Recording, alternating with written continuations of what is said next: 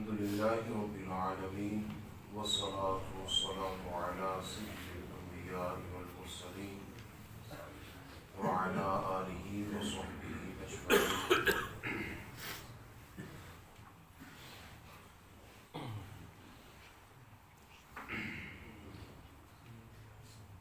بسم الله الرحمن الرحيم. في بيوت أذن الله أن ترفع ويذكر فيها اسمه يسبح له فيها بالغدو والآصال.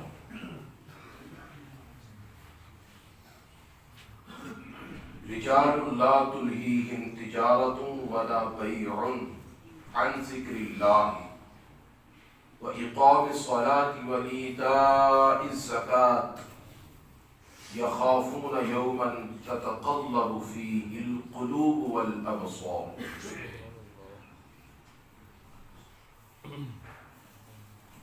آیت نمبر 36 اور 37 میں اللہ تعالیٰ نے ارشاد فرمایا جن گھروں کے بلند کیے جانے اور ان میں اس نام کا ذکر کیے جانے کا اللہ نے حکم دیا ہے، ان میں صبح اور شام اس کی تسبیح کرتے ہیں۔ رجال لا تلہیہم تجارت ولا بیع عن ذکر اللہ، وہ مرد جن کو تجارت اور خرید و فروخت اللہ کے ذکر و اقام الصلاۃ و ایتاء الزکاۃ اور نماز پڑھنے اور زکوٰۃ ادا کرنے سے غافل نہیں کرتی۔ کیوں؟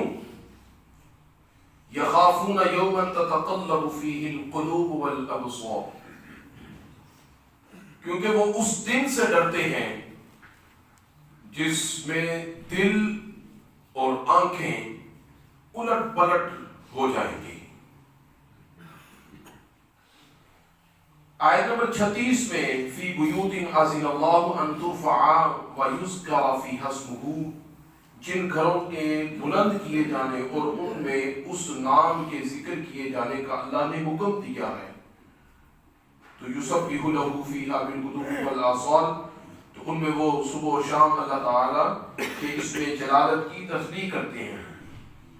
اس کا تعلق یہ آیت اس سے پہلی آیت سے مربوط ہے۔ پہلی آیت میں جس میں طاق کا ذکر فرمایا گیا ہے کہ اس میں ایک فانوس ہے، جس میں ایک چراغ ہے، حضور کریم علیہ الصلوۃ والسلام کے حوالے سے اس آیت مقدسہ کی مکمل تشریح و تفسیر آپ نے سماعت فرمائی۔ اعلیٰ حضرت امام اہل سنت اسی آیت کی تفسیر اور تشریح کرتے ہوئے فرماتے ہیں شمع دل مشکات تن سینہ زجاجہ نور کا، تیری صورت کے لیے آیا سورہ نور کا۔ اسی آیت کا ذکر اگلی آیت میں ہے کہ جس طاق اور جس فانوس اور جس نور کا ذکر پچھلے آیت میں کیا گیا ہے، اسی نور کا ذکر کرنے کے لیے اللہ تبارک و تعالی جل مجدہ الکریم نے جن گھروں میں ان کا ذکر بلند کرنے کے لیے حکم دیا ہے، تو اللہ اور اللہ کے حبیب علیہ الصلوۃ والسلام کے محبوب بندے صبح و شام اس گھر میں ان کی تسبیحات کا ورد کرتے ہیں، ان کا ذکر کرتے ہیں۔ یہ تو دیگر احادیث بینات سے واضح ہے کہ اللہ تبارک و تعالی جل مجدہ الکریم کا ذکر یا اللہ تعالی کے پیارے حبیب علیہ الصلوۃ والسلام کا ذکر، ان میں کوئی دوئی نہیں ہے، علیحدہ نہیں ہے۔ جہاں پر اللہ کا ذکر کیا جائے وہیں پر اللہ کے حبیب علیہ الصلوۃ والسلام کا ذکر کیا جاتا ہے، اور جس حال میں اللہ تعالیٰ کا ذکر کیا جاتا ہے اسی حال میں اللہ کے پیارے حبیب علیہ الصلوۃ والسلام کا بھی ذکر کیا جاتا ہے۔ اور جہاں پر اللہ تعالیٰ کا تو ذکر ہو مگر اللہ تعالیٰ کے پیارے حبیب علیہ السلام کا ذکر نہ ہو تو وہ ذکر خدا از خود بھی قبول نہیں ہے. خدا کا ذکر کرے، ذکر مصطفیٰ نہ کرے، ہمارے منہ میں ہو ایسی زبان خدا نہ کرے. اور دوسری جگہ پر اعلیٰ حضرت امام علیہ السلام فرماتے ہیں کہ خدا کا ذکر کرے اور ذکر مصطفیٰ نہ کرے، بخدا وہ ذکر خدا نہیں کنجی سکر کی ہے. بخدا وہ ذکر خدا نہیں کنجی سکر کی ہے. سکر جہنم کی ایک وادی کا نام ہے. تو جہاں پر اللہ اور اللہ کا ذکر ہو وہیں پر اللہ کے پیارے حبیب علیہ السلام کا بھی ذکر ہوگا. تو فرمایا کہ وَيُذْكَرَ فِيهَا اسْمُهُ، وہاں پر اللہ اور اللہ کے حبیب علیہ السلام کا صبح و شام ذکر اللہ تعالیٰ کے حبیب کے ذکر کے ساتھ وہ کرتے ہیں. آگے فرمایا رجال لا تلہیہم تجارۃ ولا بیع عن ذکر اللہ وإقام الصلاۃ وإیتاء الزکاۃ. وہ مرد ہیں، دیکھیں کتنا پیارا جملہ اللہ تعالیٰ نے ارشاد فرمایا. وہ مرد ہیں کون سے کہ جن کو ان کی تجارت اور ان کی خرید و فروخت اللہ کے ذکر سے، نماز کی ادائیگی سے، زکوٰۃ کی ادائیگی سے انہیں غافل نہیں کرتی، منع نہیں کرتی، رکاوٹ نہیں ڈالتی. ان کی خرید و فروخت، ان کی بیع، ان کی تجارت، ان کا کام کار اور ان کا دنیا کے کسی کاج کے اندر مصروف رہنا اللہ کے ذکر سے، نماز پڑھنے سے، زکوٰۃ ادا کرنے سے غافل نہیں کرتا. یہ دونوں چیزیں آج جو تقریباً ہمارے معاملات کے اندر مفقود نظر آتی ہیں کہ ہم اپنے کام کاج کے اندر اس قدر مصروف ہو جاتے ہیں، اس قدر مصروفیت ہماری ہو جاتی ہے کہ کام کی وجہ سے ہم اللہ تعالیٰ کے ذکر کو بھول جاتے ہیں. نماز کا وقت ہو جاتا ہے مگر ہمیں نماز کی خبر ہی نہیں رہتی، ہم نماز ادا نہیں کرتے. جس کام کی وجہ سے نماز کو چھوڑ دیا جائے، جس کام کی وجہ سے نماز کو چھوڑ دیا جائے، مجھے بتائیں اس کام کے اندر کیا برکت رہ جائے گی، اس کام کے پھر کرنے سے فائدہ کیا حاصل ہوگا. اور اللہ اور اللہ کے رسول علیہ السلام کے محبوب بندوں کی نشانی یہ ہے. خدا فرماتا ہے مرد وہ ہیں جو اپنا کام بھی کرتے ہیں اور میرے ذکر میں بھی شامل رہتے ہیں اور نماز بھی ادا کرتے ہیں. اور پھر جس کام کے اندر شامل رہتے ہیں اس کام سے خداوند قدوس کی برکت سے نفع حاصل کرتے ہیں. جو مال اسباب کماتے ہیں وہ اللہ تعالیٰ کے اذن سے، اس کی برکت سے، اس کی رحمت سے کماتے ہیں. تو پھر جب اس کام کے اندر سے، اس کی رحمت سے وہ نفع حاصل کرتے ہیں تو فرمایا کہ پھر اس کمائے ہوئے میں سے اللہ تعالیٰ کی بارگاہ میں اس کا حصہ پیش کرتے ہیں. زکوٰۃ ادا کرنے سے وہ گھبراتے نہیں ہیں، زکوٰۃ ادا کرنے سے وہ گھبراتے نہیں ہیں.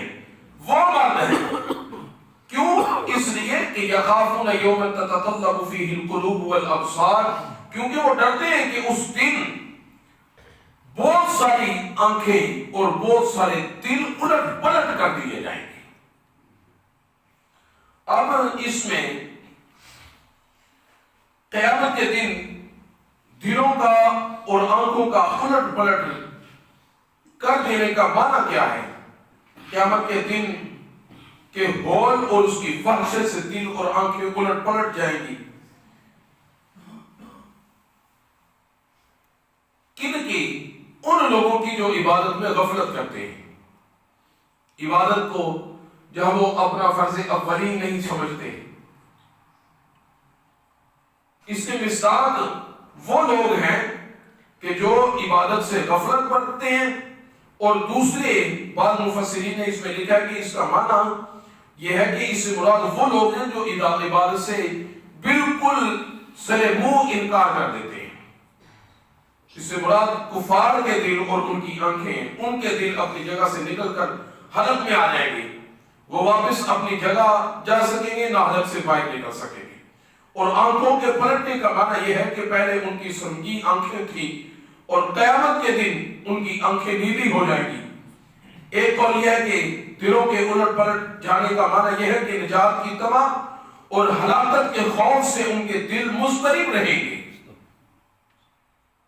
اور آنکھیں مضطرب ہوں گی کہ کس جانب سے ان کے اعمال نامے دیے جائیں گے اور کس طرف سے ان سے پوچھ گچھ کی جائے گی۔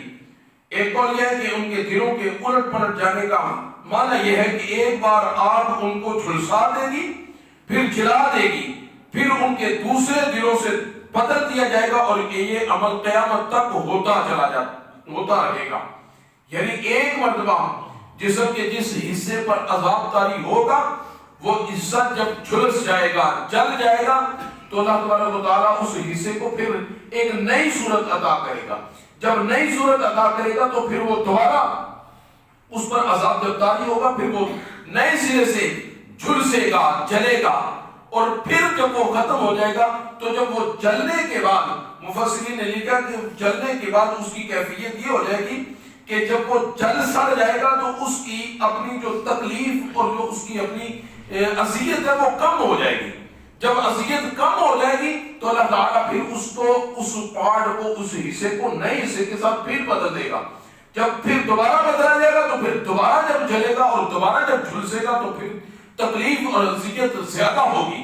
تو مقصد تو اسے جب وہ عذاب پہنچانا ہے، اذیت پہنچانا ہے، تو اللہ تبارک و تعالیٰ جل مجدہ الکریم ان لوگوں کو جو عبادت میں غفلت برتتے ہیں، اس کے نام سے غافل ہو جاتے ہیں، خداوند قدوس انہیں اس دن اپنی رحمت سے غافل کر دے گا۔ جب خدا کی رحمت سے یہ غافل ہوں گے تو پھر خدا کی رحمت سے غافل لوگوں کا یہی حال ہوگا۔ اللہ تعالیٰ اپنے فضل سے ہمیں ایسے لوگوں سے بچا کر اپنی رحمت میں شامل فرمائے۔ ہمیشہ دنیا کے اندر اور آخرت کے اندر خداوند قدوس ہم سب کو اپنے عذاب سے محفوظ فرمائے اور اپنی عبادت میں دل لگا کر نماز ادا کرنے، زکوٰۃ ادا کرنے اور اس کے محبوب بندوں میں شامل ہونے کی توفیق نصیب فرمائے۔ ہم بہت کمزور اور بہت ہی ناتواں ہیں، خداوند قدوس کے عذاب کو برداشت کرنا تو دور کی بات، ہم اسے دیکھ بھی نہیں سکتے، ہم اس کی ایک جھلک یا وہ دیکھنے کے بھی قابل نہیں ہیں۔